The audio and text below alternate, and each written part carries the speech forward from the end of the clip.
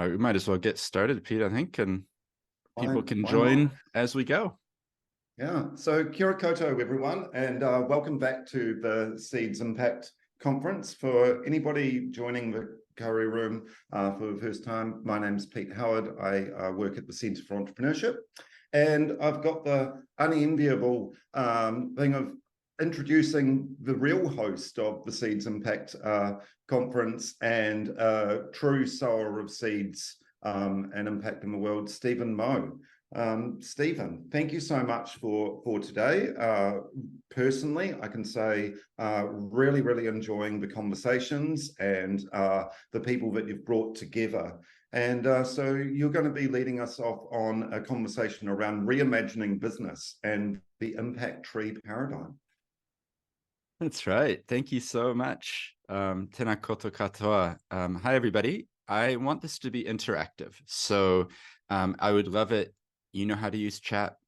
Drop me a message, disagree with what I'm saying, give me a different perspective, ask a question. I would love it if we're able to interact. You know, if we were in a room, it would be quite different, right? Like we would be sitting around together. So let's just imagine, take a moment to remember where we are and imagine that we're all together. We're actually physically together as well. Because I feel like there is a connection. We're using the best of technology to bring our minds together in this moment. So I am going to share with you some of my reflections about the future of business. The context for doing this is, obviously I was pulling together the program and there was another session that was planned and it was pulled out. And I thought, actually, I have some things to say as well. So I'm going to slot myself in here to be able to share with you. The context, I want to come back. Some of you were at the start of the day. And remember, I held up an avocado and I asked what the potential was. And it was the seed within. So I can share with you that the avocado has fulfilled a dual purpose because I ate it for lunch. So we're left now with the seed. And that is the seed that was in the avocado that I used as the image. And at the beginning, I introduced, that's actually an avocado tree growing in my office that I grew from a seed like this. And to me, that's a metaphor, a picture of the fact that seeds are one thing, but they need conditions. They need certain things to grow.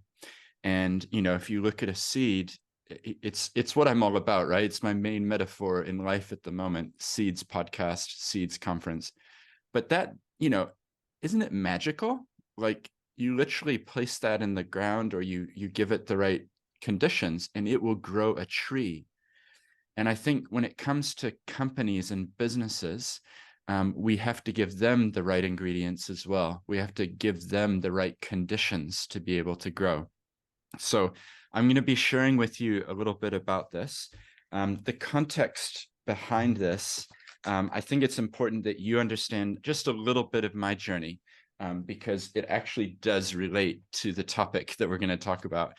So I have an accent, but I actually grew up in Aotearoa, New Zealand, went to University of Canterbury, worked at the time, the largest law firm in New Zealand called Russell McVeigh in Wellington for 3 years. And then I left New Zealand for 11 years. And I worked for one of the largest law firms in the world called Norton Rose Fulbright. I was in their London office, I was in their Tokyo office, and their Sydney office. So the deals that I've done in my past, never on my own, it's literally dozens of lawyers working on deals. The biggest one, I think, was about a £2 billion deal, which is at the time was about a $4 billion New Zealand dollar deal. So I'm just giving you the context of my own shift of thinking I've evolved over time. So who I was at the start of my career is quite different to who I am today. And I hope that you take encouragement from that because we can all be learning and growing and realizing that there's different ways of looking at things. And I want to share with you a little bit about some of the thinking that I'm doing right now. So when I got back to New Zealand, that was in 2016, I arrived in this law firm called Perryfield Lawyers, which I'm sitting in today. And I really wanted to build a practice that was based a little bit differently. You can probably tell doing a conference isn't something that probably is normally done by a lawyer, but I really am trying to push boundaries and break preconceptions about what our roles are and how we can influence things. So in 2017, some of you may remember, actually, there was something called the Social Enterprise World Forum, which was held in Christchurch. I went to that. I spoke at that about legal structures. And in leading up to that, I produced this little book called Social Enterprises in New Zealand, a Legal Handbook. So I'm just telling you this so that you understand the evolving nature of my thinking. So in this book, what I'm really talking about is this idea that you can combine two ways of doing things. As I put it, the head of business and the heart of charity, that you can bring them together in one. So in the chat, as I said at the start, some of you are just joining now, but I would love to have your comments and things as we're going through. So keep them coming. This is the book. I just put it in the chat that I just held up, Social Enterprise in New Zealand. That's 2017. And then so a couple of years went by, and basically I'm helping lots of social enterprises, lots of people get their legal structures right. And so then I wrote this little book called Laying Foundations for Reimagining Business. So this is a series of essays. They were published in Stuff and Spinoff, and they're extracts from projects that I collaborated with others on. So that's a second evolving, I guess, of my thinking. And I'm just going to put that in the chat too. As you can tell, I like to open source things wherever I can. So those two books, but it's an evolving. So I was in the corporate bank, big transaction world. When I got back, essentially, I see someone's comment in the chat, what caused the change? Essentially, I realized in a way that I was halfway through my career. Like, I'm not shy to admit, I'm 47 now, right? So I'm in the middle of being quite active. When I got back to New Zealand, I was about to turn 40. So it was about 7-8 years ago. And I realized that time goes by quick, right? When, you look at a decade and it's gone, the days go slow, but the months go fast and the years go even faster. So I realized that I wanted to look at the second half of my life, at the second half of my career. I'd done a lot up until that point, probably about 15 years of work, actively working. And I thought, how can I reinvent myself to be focused on impact and purpose? So it was a conscious choice and a conscious decision that I'm going to do what I can to reinvent my career to be focusing on impact and purpose. So that's what then led me down the road of, oh, there's this thing called social enterprise, and what would that be? And fortunately, this firm has had a long-standing, amazing legacy of acting for charities and acting for purpose-driven organizations. So it's kind of a natural slot that I came in and said, I want to expand and grow this area. So that's been the evolving. So Social Enterprise in New Zealand, 2017, and then 2021, Laying Foundations for Reimagining Business. And I viewed that as laying some thoughts and conceptions of what business could be in the future. And that then is leading to this document here, which is called Reimagining Business, the Impact Tree Paradigm. So this has not been shown to anyone, like literally no one has seen this document. But it does exist as, I guess you could call it a manuscript or a book. I'm debating what I do next with it, is where I'm at with that. But I wanted to share some of the things that I've been reflecting on.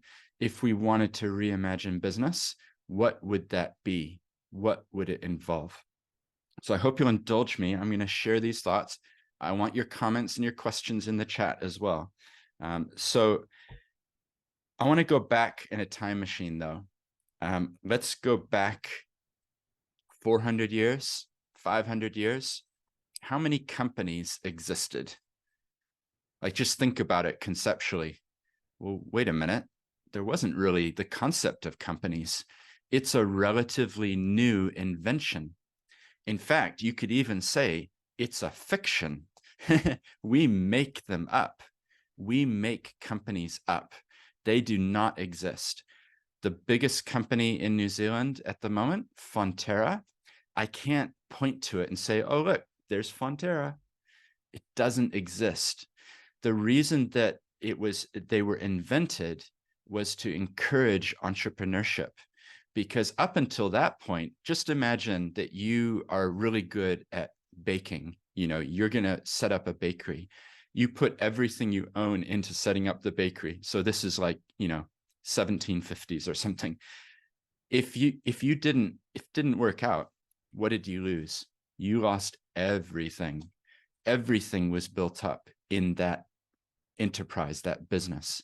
So companies were made to create a fiction, which is limited liability.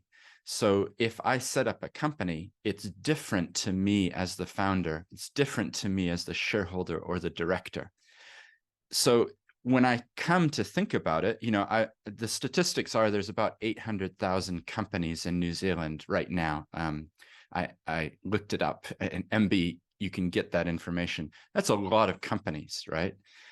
But if they're a fiction, and if we made them up, that means that we can reinvent them as well. That means that we can reimagine them and their role in society and what they're there for. So my way of thinking has evolved over the years from being just accept society and companies and how things are today. And now what I'm trying to do is imagine, if it's a fiction, if we made it up, and if we reimagined it, let's get a blank piece of paper. We don't know what they are. We're making it up from scratch. What would we build in? What would we bake in? What would we require of companies if we said from the beginning, we don't know what they are? Like, I don't think that we would land where we have landed. And the interesting thing to me, if you think about it, like, I don't want to get too philosophical, but how many of you listening to this will be here 100 years from now? Unless there's some babies in the room, I don't think any of us are going to be here. So the challenge is, can we project forward and imagine it's 2123?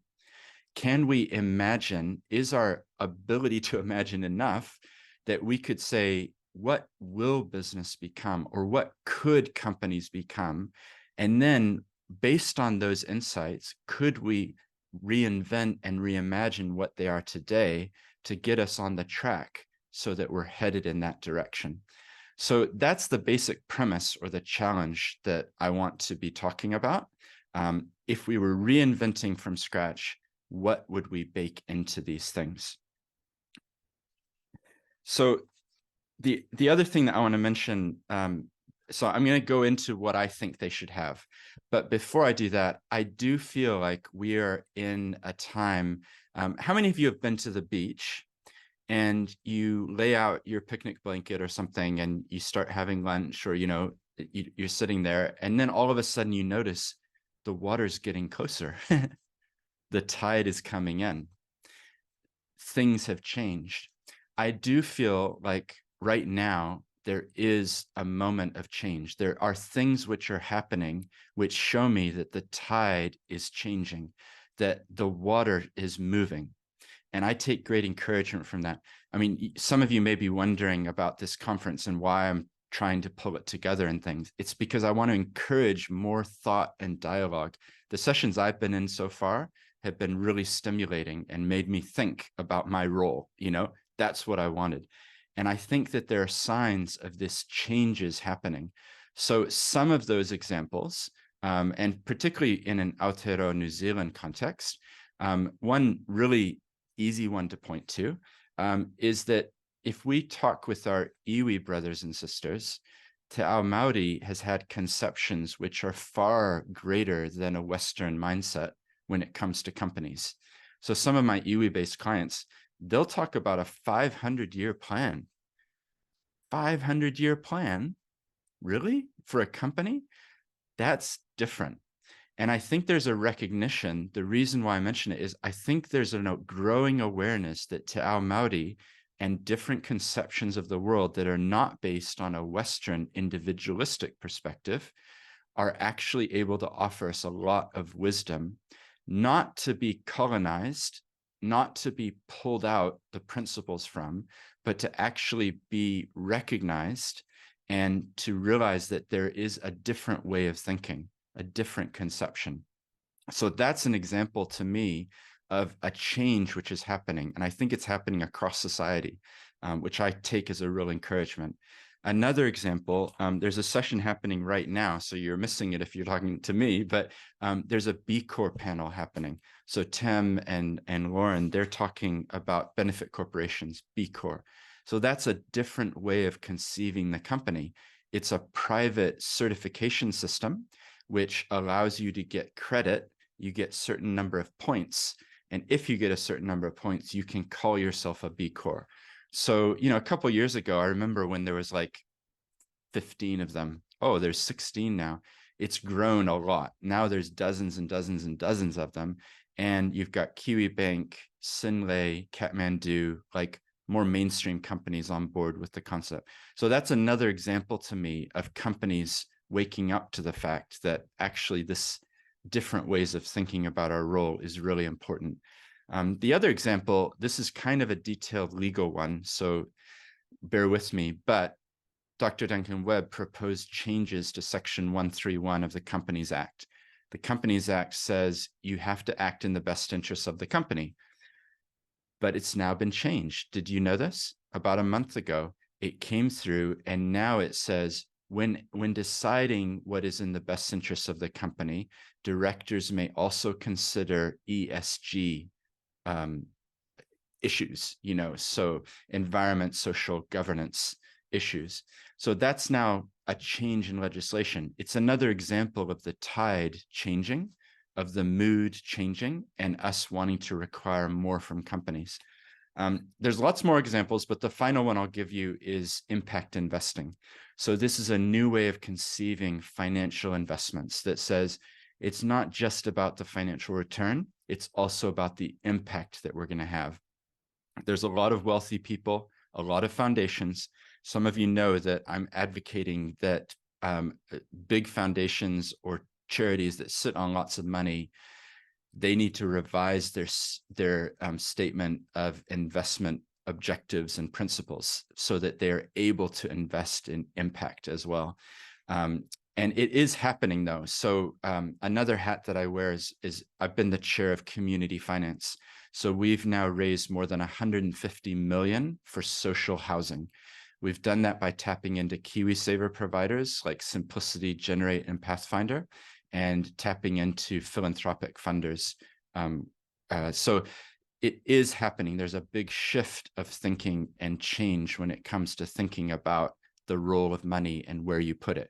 So that just to make it simple for you all, I did a paper for the Center for Social Impact on impact investing, which is just a free download. I'll try and find it and add it in later.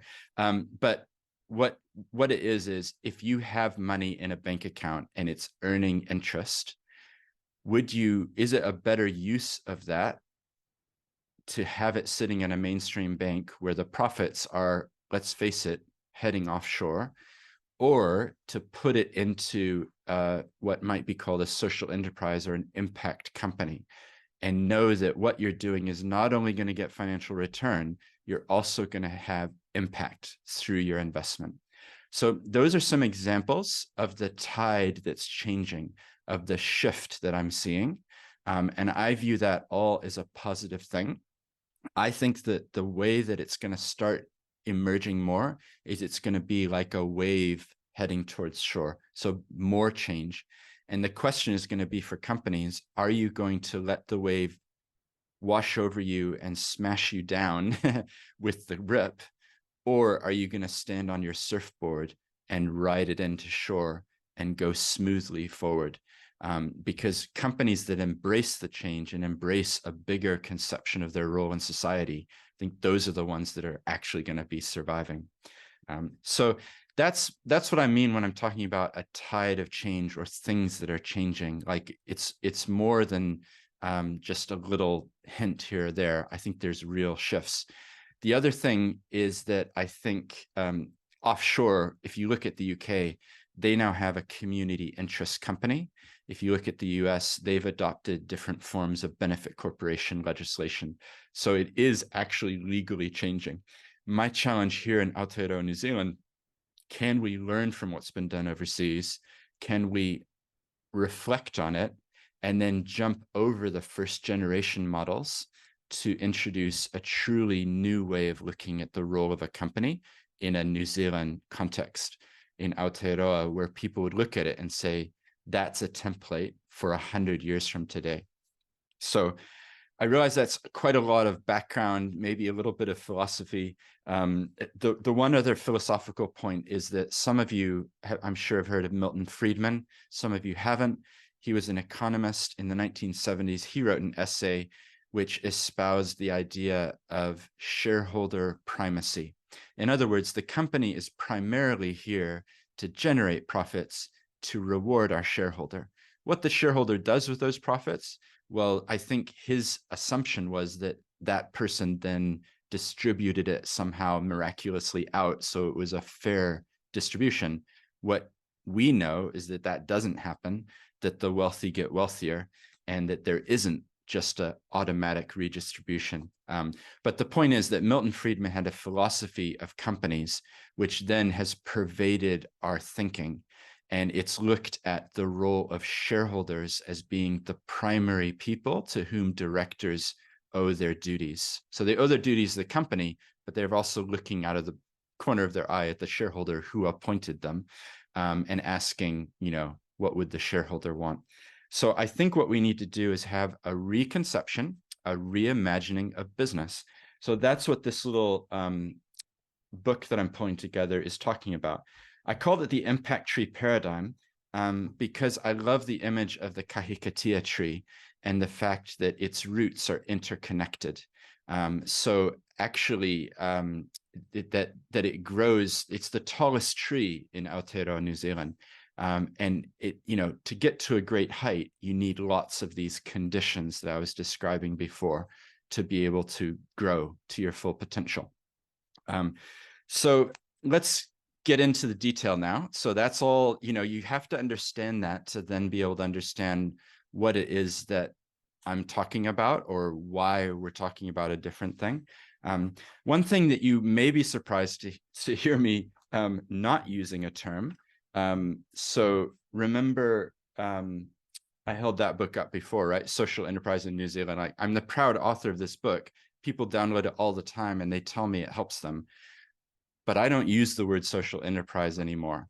I have shifted to using the word impact enterprise or impact company. Now, the reason for that is that I am really worried that if we self-categorize as we are a social enterprise or those people over there, they're social enterprises, that we're not embracing a much bigger concept, which is every company needs to get on board with these concepts. It should not be something like, oh, you're a social enterprise? Oh, you go have your little conference over there. It doesn't affect me. I'm a company. So what I'm advocating for is that the terminology becomes, instead, we talk about impact companies rather than social enterprises, because I want the on-ramp to be open for all companies to join us, that impact is at the heart of what they do. So in my mind, there's kind of two key things when it comes to this new conception of a company. I actually think companies work pretty well. I'm not saying we should throw away the concept of companies or how they work, because if we did that, we'd have to start truly fresh. I actually just think we need to amend how we think about companies and their role. So I view, impact companies, or if you want to call it that, I won't blame you. It's very entrenched, but social enterprises, I view them as, imagine you're standing at a river. You're on one bank of the river. There's water flowing between you and the other bank, and it's too deep to swim. It's fast-moving water. To get from here to there, we need to have some intermediate steps. So think of it like little rocks in the water. You're jumping from rock to rock to rock so that you're not going to fall in and drown or get wet at least. So I view that we need to have these new ways of thinking as intermediate steps between the old conception of company and what I hope we become, the new conception of company. So when I come to talk about impact companies, for me, it comes back to a basic principle. So you can tell I'm using impact a lot, right? That word. The reason is that I don't think we require enough of our companies today. Why am I saying that? Think about charities. To become a registered charity in New Zealand, so you may not all know this, but to become a registered charity in New Zealand, you have to have a founding document. Could be a trust deed if it's a trust, could be a constitution if it's a company, could be a rules or constitution for incorporated society.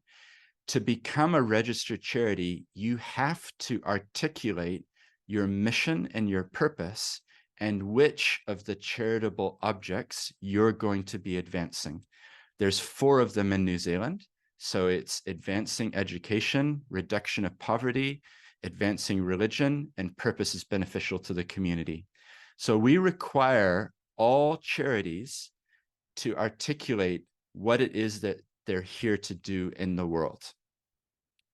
The main reason, or one of the reasons, is that they get tax concessions, which I might get onto later if we have enough time. The point is that we require a high bar. Charities have to articulate their mission and their impact that they want to see. Now, do we require this of companies? The short answer is no, we don't. The equivalent of such a document would be a constitution. So do we require companies to have a constitution when they register?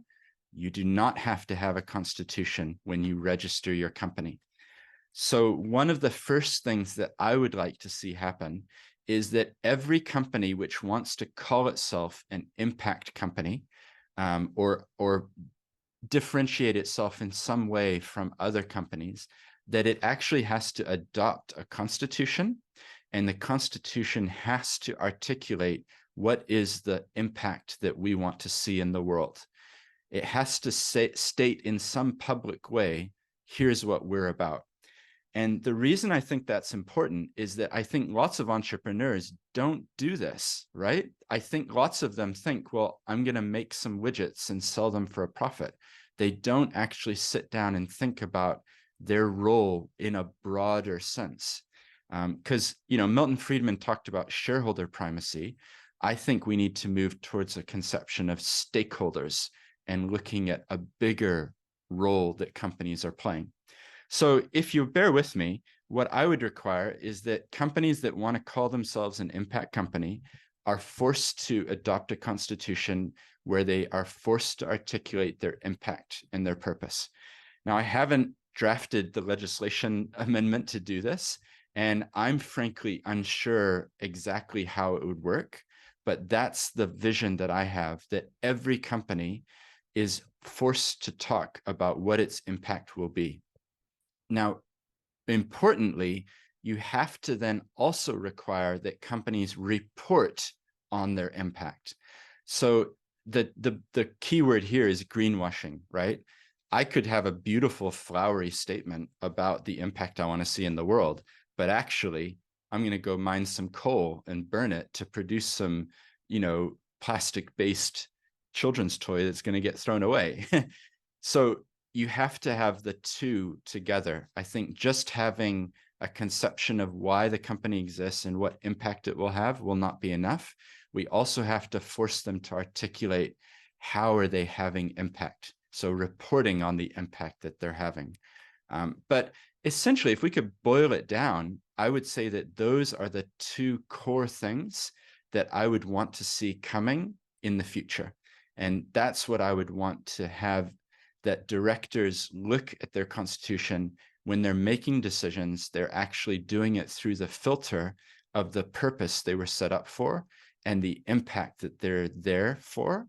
And they're also held accountable because they need to be reporting on how they're actually tracking, how they're doing. So I know some of you are aware there's some climate change changes which are coming about. So the XRB sets the financial standards for Aotearoa New Zealand, and I'm really lucky. I think Craig Fisher is on this call. He's the chair of the XRB advisory panel, and he asked me to come on and join and give them input from time to time. So I've been fortunate to see this kind of developing and evolving. The short summary is that in the future, the top 200 companies are going to need to report on how climate change is impacting them. So that's a good thing. That's positive. But I don't think it goes far enough. If we're asking them to report on how climate change is impacting on them, I think we also need to have what's called double materiality. In other words, how is the company impacting on the climate? So what is the company doing and how is that impacting the climate? I know a lot of people are going to throw their hands up and say, well, we can't require that of companies. That's going too far. But the world is burning outside our window. This has to happen. So that's where I would then see it heading, is that what's been introduced for the top, that's only for the top 200 companies that they have to do this. I think in the future it will filter down and all companies will need to, but I think we need to go even further and actually require companies to be talking about what it is that they're doing in the world and the impact that they're having. Because I don't know about you, but I've definitely seen greenwashing. I did an article for Spinoff recently talking about a superannuation fund in Australia. They set up a great fund. Hey, you know, Pete, would you like to invest in the Sustainability Plus Fund? Well, sounds great. Sustainability. I'll put my KiwiSaver into a Sustainability Plus Fund. Actually, read the fine print. It invests in coal mining. It invests in alcohol production. It invests in gambling. Probably not what you thought you were getting when you went and put your money in a Sustainability Plus Fund. So it's an example, a real example. The reason that we're aware of it is that ASIC, which is the regulator in Australia, has recently brought a case against that superannuation company and said, there's no credibility here. You can't say this and do that. So increasingly, I think where we're heading, if we're reimagining business, is requiring people to be talking about the impact that they're having, not as in, oh, the climate is affecting us, but how are you affecting the climate? So I hope that that's clear. I'm not trying to go into all the details. There's lots of things that you could push me on. You could say, yeah, but the impact could be, I want to make as much money as possible. I guess so. I haven't gotten into all of the permutations of what it would look like, but I think if we're requiring, if there was a new legal conception in Aotearoa, New Zealand, where you could actually say we are an impact company, similar to how you say we're a B Corp, and it was actually authorized through Companies Office that you had qualified, then I think we need to require them to be talking about what they do. B Corp, just so you know, they do require you to change your constitution. There's set wording that they require, which talks about what it is that you're achieving as a company. So it's not, none of this is actually that out there. Like, it's on the way. I just want to help accelerate it and have it come more quickly. So those are some of the thoughts that I wanted to share with you. One of the other things, and I'm just going to jump into the chat here because I know there's a lot of comments, which is great. I love it. One of the other things, though, is I'm not saying, I think it's really important. Sometimes when I talk with entrepreneurs and people, they assume that I'm saying you can't make money or you can't have profit. In fact, I'm in favor of profit. Profit to me equates to sustainability, and we want stable companies. So what I'm saying is that profit is a good thing, but the problem with profit is that it's, and I'm stealing an image here from someone named Israel Cooper, who was on my podcast. He talks about profit being like blood.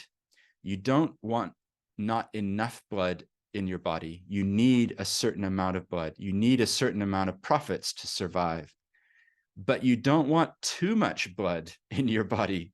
That would kill you as well. You need just the right amount of profits. So it's just, I don't want to come across as like it all has to go to charity. I actually think it's fine that we pay off mortgages, that we are able to make money, and that's to be encouraged, just to be clear on that point. So Pete, what I might do with the last time remaining is jump into the chat. I hope that that was helpful just to give you guys a download on what I'm thinking about at the moment and how it might look in the future. I hope that we can reimagine the business and what it would be that it could become. So Pete, I know you've been looking at the chat. Maybe do you mind helping me a little bit? Is there any questions that have jumped out to you that we should answer? I see here Sarah said Well, blood circulates, which is what prophets should do. I agree. That's a great point. I might, while I'm having a quick browse through, Stephen, I might lead and just ask you around kind of with our current business structures, etc. we have, and we see the many purpose-driven entities at the moment almost having to make the choice between being a charity or a business, or creating more complex hybrid structures, which become quite challenging, right? Which, how much of that is becoming a barrier and a hindrance towards this more sort of impact-driven, purpose-driven businesses we might want to see in the future? Yeah, I'm glad you raised that, because there's so many different aspects to this, right? In actual truth, what I'm often doing is saying, what are the tools available to us? Charity is one tool. Company is one tool. Let's use them to our advantage. So very often I'm setting up dual structures and hybrid structures that reinforce each other, so that funding, the lifeblood, the profit, right? The money, the blood that keeps the organization going, can be sought from philanthropic sources or donations or whatever, from government, and also from profit. And as an example of that, I've helped a building company, which is very profitable, set up a for-purpose charity, which is about reducing homelessness. Natural synergy with their for-profit arm to do with their for-purpose side as well. So I'm doing that quite a lot, and you have to have both. One of the most interesting ones, some of you know I'm involved with Edmund Hillary Fellowship, and I met two amazing guys in that, and they have a company, and the opening sentence of their constitution, are you ready for this?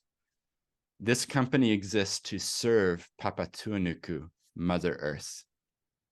I don't think that's been written in a constitution of a company before, right? Like, that's really a broader conception of what it is that we're talking about.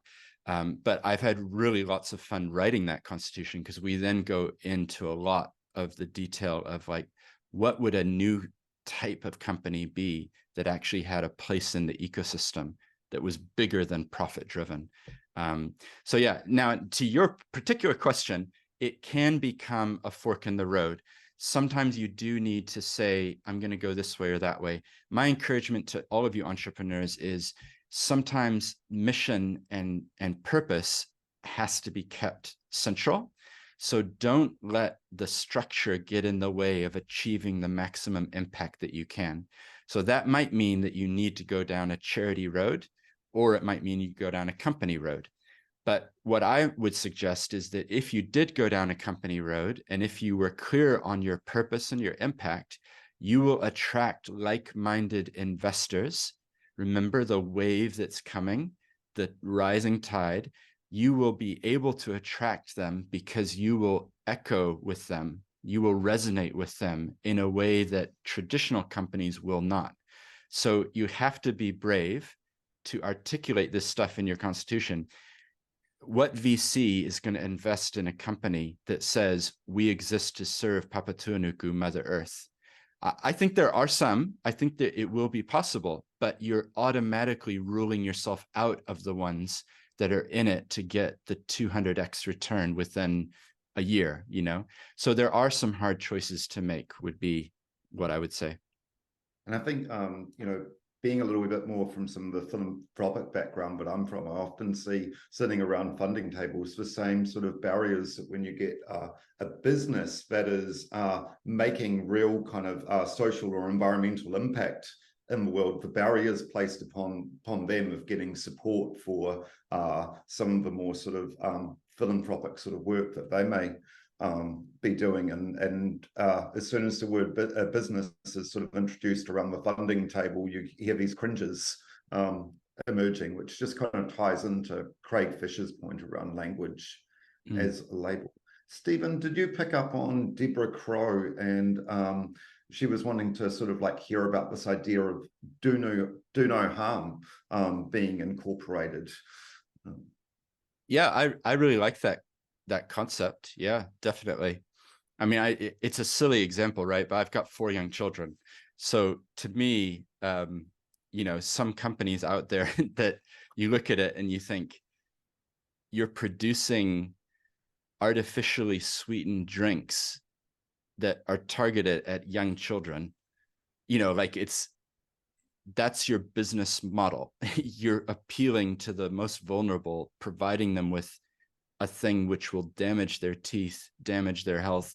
You know, like there is, of course it gets all gray, I know that, but it's like at the heart of it, what are you doing in the world? What are you net contributing, or are you net taking away? So yeah, I kind of like that concept. Catherine Dewar has a thing here saying she's interested in how the companies with a charitable entity manage the proportionality and potentially contradictory work of the 2 arms. So McDonald's and Ronald McDonald House being an example that she's given there.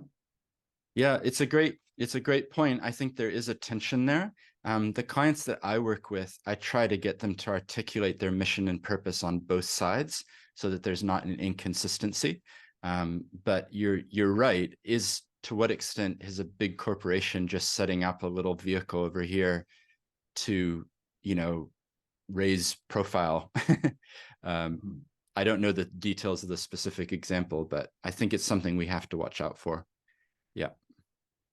And, in the chat, I'm putting a report that I helped write for with the Akina Foundation a couple of years ago, where we were talking about some of these concepts and what would it look to reimagine business. So if this interests any of you, the other thing is that I love to talk about this stuff. So just I will have emailed you if you're here. Feel free to send me an email, and I'm happy to engage and, you know, keep discussions going. So keeping an eye on time, Stephen, I think maybe the last little wee question here, we've got Logan from Earth First. Can nature own a share in a company? I think it's nearly there. I did a paper with 2 Canterbury University academics about nature and governance and how that works, because in New Zealand, we've granted legal personhood to 3 forms of nature: Wanganui River, Te Urewera, and Manganui, Tauranga Maunga. So I think in the future, it will be possible that nature could actually own a share. And that's the company that I'm working with, and I'm sure they won't mind. It's Alimentary Systems. So Matthew and Harman, we're working there to build a charitable trust or some way that nature can be represented as an owner of the company. So we're still, you know, but it hasn't been done before. No one's done this stuff. So it's quite fun. You know, we're making it up as we go, but that would be my answer. So thanks everybody for letting me share. I've really enjoyed it, and hopefully you enjoy the rest of the day as well. Stephen, thank you so much for sharing. I think personally, it gave me a little wee bit of moment to reflect just how far we had come from sort of the terminology around social enterprise into impact driven, and really what I see as the tidal wave, waval shifts that are emerging there.